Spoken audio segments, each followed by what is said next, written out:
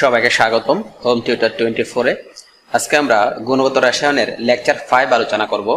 Lecture 5 এ আমরা পড়ব quantum সংখ্যা সম্পর্কে। আজকের আলোচনাটা থাকবে কোয়ান্টাম সংখ্যা বলতে কি বুঝো, কোয়ান্টাম সংখ্যার তাৎপর্যগুলো কি, কোয়ান্টাম সংখ্যা কয়টি ও কি কি, প্রধান কোয়ান্টাম সংখ্যা, সহকারী কোয়ান্টাম সংখ্যা, চুম্বকীয় কোয়ান্টাম সংখ্যা এবং স্পিন কোয়ান্টাম সংখ্যা কাকে বলে এবং এগুলোর বৈশিষ্ট্য সম্পর্কে আজকে আমরা আলোচনা করব। তো চলো শুরু করা যাক। প্রথমে জানবো কোয়ান্টাম সংখ্যা বলতে কি বুঝো। পরমাণুতে নিউক্লিয়াস রয়েছে, নিউক্লিয়াসের বাইরে কতগুলো বৃত্তাকার কক্ষপথ থাকে, সেই কক্ষপথে ইলেকট্রনগুলো ঘূর্ণায়মান থাকে। তো এইরকম একটা ইলেকট্রনের কোথায় রয়েছে, সে যে শক্তি স্তরে রয়েছে সেই শক্তি স্তরের আকার, তার উপশক্তি স্তরের আকৃতি, তারপর এটির ত্রিমাত্রিক দিক বিন্যাস, এছাড়া ইলেকট্রনটির যে ঘূর্ণনের দিক, এই ঘূর্ণনের দিক প্রকাশ করার জন্য কয়েকটি রাশি ব্যবহার করা হয়। এই চারটি রাশিকে একত্রে কোয়ান্টাম সংখ্যা বলা হয়। অর্থাৎ আমরা বলতে পারি পরমাণুর ইলেকট্রনের শক্তি স্তরের আকার, আকৃতি, ত্রিমাত্রিক দিক বিন্যাস, ইলেকট্রনের ঘূর্ণনের দিক নির্দেশক চারটি রাশি আছে। এই চারটি রাশিকে একত্রে কোয়ান্টাম সংখ্যা বলা হয়। সেগুলো কি কি?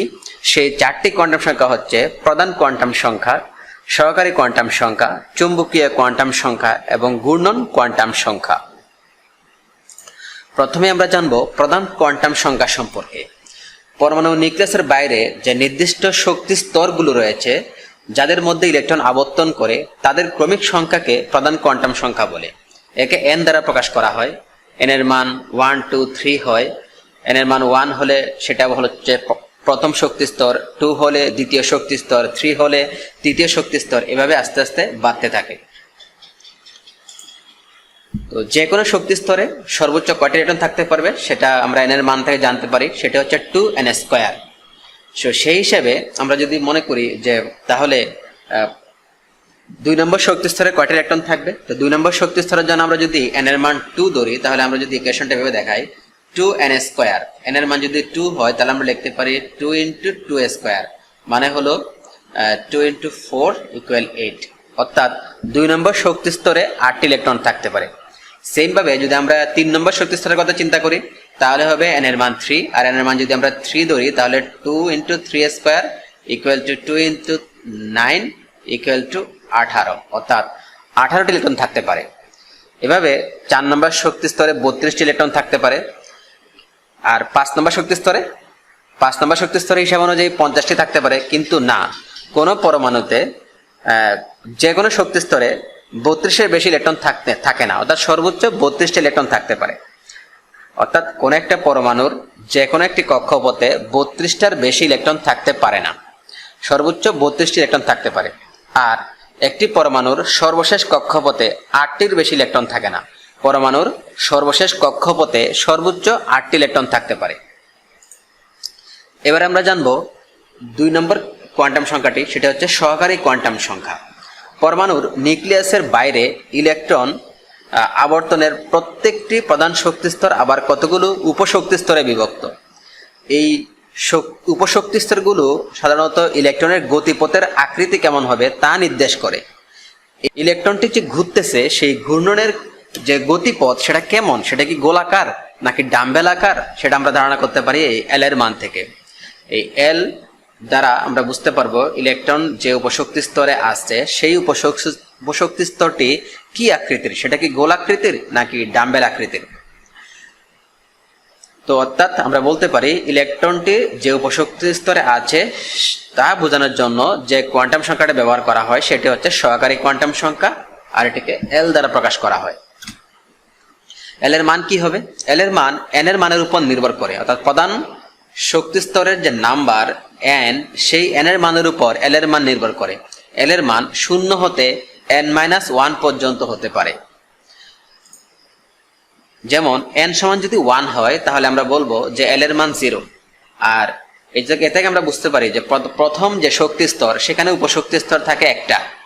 আর যদি n এর মান 2 হয় তাহলে এল এর মান 2টা, 0 এবং 1। কারণ আমি আগেই বলেছি এল এর মান হবে 0 থেকে n-1 পর্যন্ত।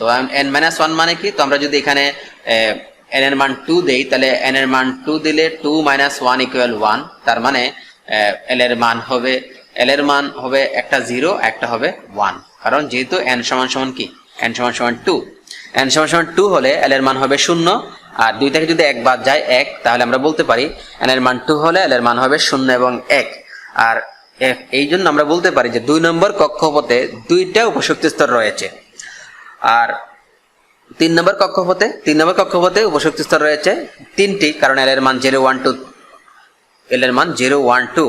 আর 4 নম্বর কক্ষপথে 4 নম্বর যে শক্তি স্তর, সেখানে n এর মান 4 হওয়ার কারণে এল এর মান 0 1 2 3 ইত্যাদি।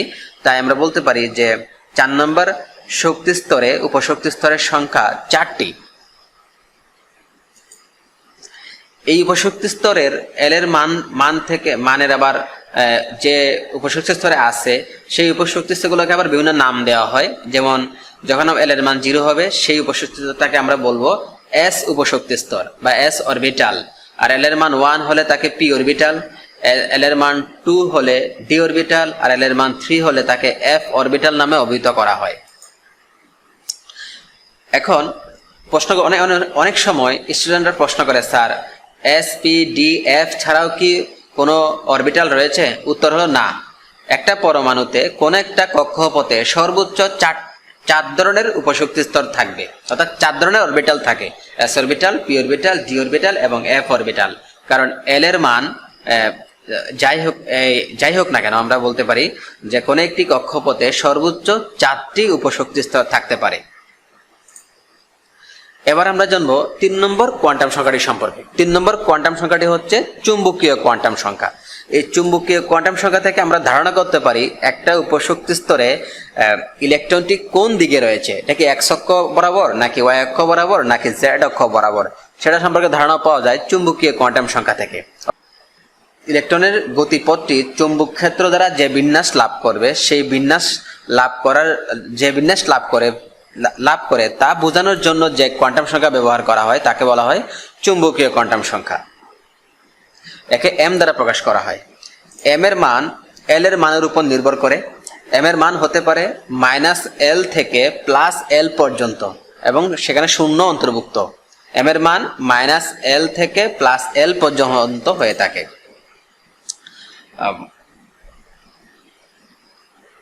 যেমন আমরা যদি মনে করি যে এল এর মান 2, এল সমান সমান 2, যদি এল সমান সমান 2 হয় তাহলে এম সমান সমান কি হবে?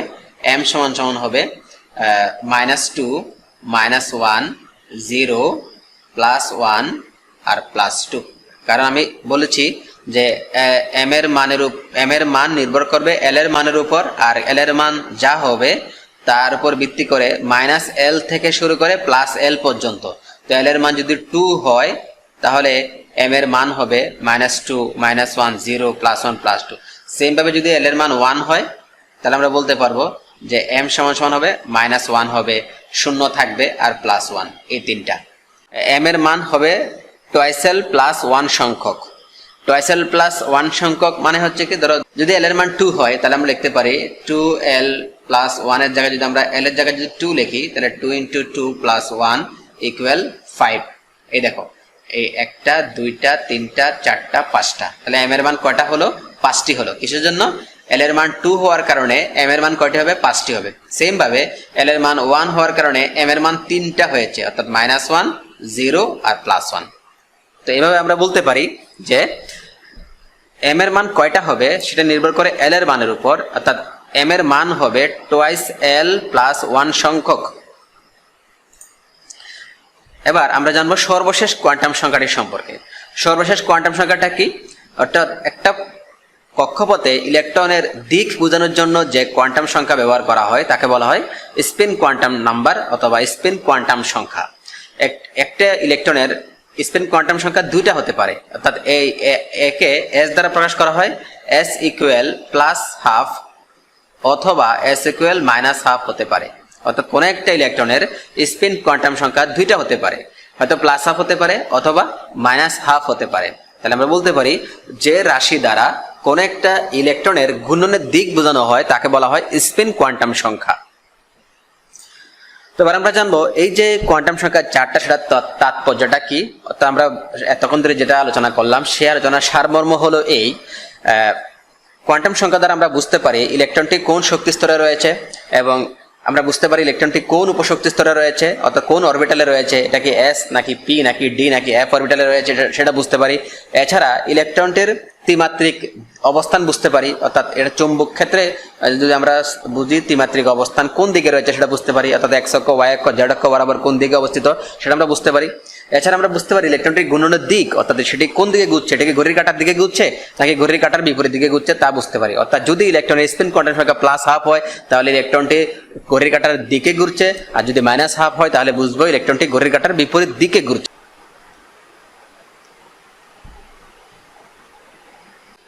আমরা এখন 4টি শক্তি স্তরের জন্য কোয়ান্টাম সংখ্যার মানগুলো এক নজরে দেখব। এখানে আমরা দেখতেছি যে 4টি শক্তি স্তর দেওয়া আছে, n এর মান 1 2 3 4, আর n এর মানের জন্য l এর মানগুলো দেওয়া আছে। আমি যদি 4 নম্বর শক্তি স্তরের কথা বিবেচনা করি তাহলে 4 নম্বর শক্তি স্তরে l এর মান 4টা হতে পারে, সেটা হলো 0 1 2 3, কারণ l এর মান হয় n এর মানের উপর নির্ভর করে। l এর মান হতে পারে 0 থেকে n-1 পর্যন্ত। তো 4 নম্বর শক্তি স্তরে n-1 মানে 3, তাহলে আমরা বলতে পারি 4 নম্বর শক্তি স্তরে l এর মান 4টা হবে, সেটা হলো 0 1 2 3। আমরা এটা ধারণা করতে পারি 1 নম্বর শক্তি স্তরে l এর মান 1টা থাকে, এজন্য অরবিটালও 1টা থাকে, সেটা হলো 1s অরবিটাল। আর 2 নম্বর শক্তি স্তরে l এর মান 2টা 0 আর 1, সেজন্য সেখানে 2টা অরবিটাল থাকে, একটা হলো 2s অরবিটাল একটা 2p অরবিটাল। অর্থাৎ যদি l এর মান 0 হয় s অরবিটাল, l এর মান 1 হলে p অরবিটাল। আবার 3 নম্বর শক্তি স্তরে l এর মান হবে 0 1 2, অর্থাৎ সেখানে 3 ধরনের অরবিটাল থাকে, 0 হলে s অরবিটাল, 1 হলে p অরবিটাল, 2 হলে d অরবিটাল, যেটা তোমরা স্কুলে পড়ছো। স্কুলে স্যাররা বলছে 3s 3p 3d। আবার 4 নম্বরের শক্তি স্তরের জন্য বলছে 4s 4p 4d আর 4f, কারণ যেহেতু এই 4 নম্বর শক্তি স্তরে l এর মান 3 আছে সেজন্য সেখানে 4টা l এর মান 3 হলে আমরা জানি f অরবিটাল। তো সেজন্য আমরা বলতে পারি 4 নম্বর শক্তি স্তরে 4টা অরবিটাল কি কি, s orbital, p orbital, d orbital এবং f অরবিটাল। এইরকম একটা s অরবিটালের সংখ্যা কয়টা হবে তা নির্ভর করে l এর মানের উপর। আমি একটু আগে বলেছি যে l এর মানের উপর নির্ভর করে m এর মান। আমরা জানি যে m এর মান কয়টা হবে, সেটা হলো 2l + 1 সংখ্যক। সেজন্য যেহেতু 4s l এর মান 0, সেজন্য এখানে m এর মান 1টা 0। আর যখন l এর মান 1 তখন p অরবিটাল, আর p অরবিটালে m এর মান 3টা হয়, -1 0 1 +1। এই সূত্র অনুযায়ী m এর মান 3টা হয়, -1 হয় 0 হয় আর +1 হয়। সেম ভাবে 4f অরবিটালের জন্য f অরবিটালের জন্য m এর মান 60টা হবে, কারণ যদি আমরা এখানে l এর মান 3 দেই তাহলে 2 × 3 + 1 = 7 হচ্ছে। এইজন্য 4f অরবিটালের জন্য m এর মান হবে 60টা, অর্থাৎ -3 থেকে শুরু করে +3 পর্যন্ত, কারণ m এর মান নির্ভর করে l এর মানের উপর, আর সেটা -3 থেকে +3 পর্যন্ত হবে, মোট 60টা মান হবে, অর্থাৎ m এর মান 60টি হবে। তো m এর মান 60টি মানে হলো f অরবিটাল 60টা। যেমন f অরবিটাল কয়টা হবে এখানে দেওয়া আছে, যে চৌম্বকক্ষেত্রের প্রভাবে এই f অরবিটালে 60টা বিন্যাস লাভ করতে পারে। f অরবিটাল হয় 60টি, d অরবিটাল হয় 5টা, p অরবিটাল হয় 3টা আর s অরবিটাল হয় 1টা। অর্থাৎ চৌম্বকক্ষেত্রের প্রভাবে s অরবিটালের কোনো ত্রিমাত্রিক দিক বিন্যাস থাকে না, আর p অরবিটালের 3টা দিক থাকে, d অরবিটালের 5টা দিক থাকে আর f অরবিটালের 60টা দিক থাকে। এখন এরকম একটা অরবিটালে কয়টা ইলেকট্রন থাকতে পারে, একটা অরবিটালে ইলেকট্রন থাকতে পারে 2 × 2l + 1 সংখ্যক। অর্থাৎ যদি আমরা f অরবিটালের কথা চিন্তা করি, f অরবিটালের জন্য l এর মান যদি আমরা 3 দেই তাহলে আমরা দেখতেছি এখানে যদি l এর মান 3 দেই তাহলে উত্তর আসছে 14, কারণ 3 × 2 = 6, 1 × 7, 7 × 2 = 14। অর্থাৎ যদি l এর মান 3 হয়, f অরবিটাল হয়, আর f অরবিটালে এই সংখ্যা কয়টা, f অরবিটালের সংখ্যা 60টা, আর এই 60টা অরবিটালে কয়টা ইলেকট্রন থাকতে পারে, এই 60টা অরবিটালে 14টা ইলেকট্রন থাকতে পারে। সূত্রটা কি, 2 × 12 + 1 সংখ্যক। এই ছিল মোটামুটি 4টি শক্তি স্তরের জন্য তাদের কোয়ান্টাম সংখ্যাগুলো। এবং আমরা বলতে পারি যে যদি কোনো একটা পরমাণুতে 4টা শক্তি স্তর থাকে তাহলে একটা টোটাল অরবিটাল কয়টা হবে, টোটাল অরবিটাল হবে 1 2 2 3 5 6 9 5 14 14 15 15 3 18 18 আর 5 হচ্ছে 23 23 30টা। অর্থাৎ 4 নম্বর শক্তি স্তর পর্যন্ত মোট 30টা অরবিটাল থাকতে পারে। এইবার আমরা জেনে নিব সোডিয়ামের সর্বশেষ যে ইলেকট্রন, সেই ইলেকট্রনটার জন্য 4টা কোয়ান্টাম সংখ্যা কি হবে। এজন্য প্রথমে আমাকে সোডিয়ামের ইলেকট্রোমিনাসটা জানতে হবে। সোডিয়ামের ইলেকট্রোমিনাসটা যদি আমি করি তাহলে আমরা জানি সোডিয়ামে প্রোটন থাকে 11টি, ফল ইলেকট্রন 11টি। এই ইলেকট্রনগুলো বিন্যস্ত হচ্ছে এইভাবে, আমরা বলতে পারি 1s2, 2s2, 2p6, 3s1। তাহলে আমরা এখন এই যে ইলেকট্রনটা রয়েছে s অরবিটালে একটা ইলেকট্রন রয়েছে, এই ইলেকট্রনটার জন্য আমরা কোয়ান্টাম সংখ্যা হিসাব করব। তবে আমরা এই ইলেকট্রনটার জন্য আমরা কোয়ান্টাম সংখ্যা হিসাব করব। তাহলে আমাকে 4টা কোয়ান্টাম সংখ্যা হিসাব করতে হবে। সেই 4টা কোয়ান্টাম সংখ্যা কি? আমাদের বের করতে হবে n এর মান, বের করতে হবে l এর মান, বের করতে হবে m এর মান, আর বের করতে হবে s এর মান। তো যেহেতু আমাকে বলেছে এই ইলেকট্রনটার জন্য হিসাব করার জন্য, তাহলে আমরা বলতে পারি এই ইলেকট্রনটার n এর মান হবে 3, যেহেতু 3 নম্বর শক্তি স্তরে রয়েছে, তাহলে আমরা লিখতে পারি n সমান সমান আমরা লিখবো 3। তো আর যেহেতু ইলেকট্রনটা s অরবিটালে রয়েছে, আমরা জানি l এর মান 0 হলে s অরবিটাল, আর আমরা আবার একটু দেখাই, l সমান সমান 0 হলে আমরা বলবো s অরবিটাল, আর 1 হলে বলবো p অরবিটাল, 2 হলে বলবো d অরবিটাল, l এর মান 3 হলে আমরা বলবো f অরবিটাল। তো যেহেতু এখানে ইলেকট্রনটি s অরবিটালে রয়েছে, তাহলে আমরা বলবো যে এখানে l এর মান হচ্ছে 0। আর যদি l এর মান 0 হয় তাহলে আমরা জানি m এর মানও 0, আর m এর মান 0, কারণ একটাই m এর মান হবে, অর্থাৎ l এর মান 0 হলে m এর মান একটাই হয়, সেটা হচ্ছে 0। l = 0 হলে m = 0। আর s = কি হবে? এই যে একটা ইলেকট্রন রয়েছে, যখনই একটা ইলেকট্রন থাকবে আমরা বলবো এই ইলেকট্রনটা ঘড়ির কাঁটার দিকেই ঘুরছে, অর্থাৎ আমরা বলবো s এর মান হচ্ছে +12। এই হচ্ছে সোডিয়ামের সর্বশেষ ইলেকট্রনের 4টা কোয়ান্টাম সংখ্যার মান, অর্থাৎ n এর মান 3, l এর মান 0, m এর মান 0, s এর মান +12। এই হচ্ছে 4টি কোয়ান্টাম সংখ্যার সেট। আমাদের পরের প্রশ্ন, আমরা এবার জানবো যে ক্যালসিয়ামের সর্বশেষ যে 2টা ইলেকট্রন থাকে, সেই 2টা ইলেকট্রনের 4টা কোয়ান্টাম সংখ্যার মান কেমন হবে। তো একইভাবে আমাদের কোয়ান্টাম সংখ্যা বের করতে হলে ইলেকট্রোমিনাস জানতে হবে। তো ক্যালসিয়ামের প্রোটন 20টা, সুতরাং ইলেকট্রনের 20টা, ইলেকট্রোমিনাসটা হবে 1s2। অর্থাৎ ইলেকট্রোমিনাসটি দেখা যাচ্ছে যে সর্বশেষ যে 2টা ইলেকট্রন, সেই 2টা ইলেকট্রন 4s অরবিটালে রয়েছে। এই 4s অরবিটালে অবস্থিত 2টা ইলেকট্রনের জন্য আমাকে তাদের 4টা কোয়ান্টাম সংখ্যা বের করতে হবে। তো আমি একই রকম ভাবে আমরা বের করব n এর মান, আমরা বের করব l এর মান, আমরা বের করব m এর মান, আর আমরা বের করব s এর মান। তাহলে প্রথমেই বলতেছি, যেহেতু এখানে 4 নম্বর শক্তি স্তরে আছে ইলেকট্রনটা, তার মানে n এর মান 4 ধরতে হবে। আর এখানে s অরবিটাল, আমরা জানি s অরবিটাল হলে l এর মান 0 হয়, আর যদি l এর মান 0 হয় তাহলে m এর মানও 0 হবে। আর এখানে 2টা ইলেকট্রন রয়েছে, তো একটা ইলেকট্রনের যদি কোয়ান্টাম সংখ্যা, স্পিন কোয়ান্টাম সংখ্যা হিসাব করি আমরা, তাহলে আমরা বলবো যে প্রথম যে ইলেকট্রনটা, সেই ইলেকট্রনটার গুণনের দিক হলো ঘড়ির কাঁটার দিকে, অর্থাৎ ঘড়ির যেদিকে ঘুরে সেদিকে ধরলাম যে ঘড়ির কাঁটার দিকে ঘুরতেছে, আমরা এভাবে ধরতে পারি, আর সেটা বলা হয় +12। আর আরেকটা ইলেকট্রনের জন্য s এর মান হবে -12, অর্থাৎ সেটা ঘড়ির কাঁটার বিপরীত দিকে ঘুরবে। তো আমরা এভাবে লিখতে পারি, একটা হচ্ছে ঘড়ির কাঁটার দিকে, একটা হচ্ছে ঘড়ির কাঁটার বিপরীত দিকে। এই জন্য s এর মান +12 এবং -12 হয়েছে। অর্থাৎ ক্যালসিয়ামের সর্বশেষ ইলেকট্রনটির জন্য 4টা কোয়ান্টাম সংখ্যা হবে, অর্থাৎ কোয়ান্টাম সংখ্যার সেট হবে 4, 0, 0, +12 এবং -12। তো বন্ধুরা, আশা করি ভিডিওটি তোমাদের কাছে ভালো লেগেছে। যদি ভিডিওটি ভালো লাগে থাকে তাহলে অবশ্যই একটি লাইক করবে, আর কমেন্টে তোমাদের মতামত জানাবে, আমার চ্যানেলটি সাবস্ক্রাইব করবে, বন্ধুদের মধ্যে এই ভিডিওটি শেয়ার করবে, আর আমাকে উৎসাহ দিবে যাতে আমার এই পরিশ্রম সার্থক হয় আর তোমাদের জন্য আরো ভালো ভালো ভিডিও তৈরি করতে পারি। তো আজকে ভিডিওতে এই পর্যন্তই। ভালো থাকো, খোদা হাফেজ।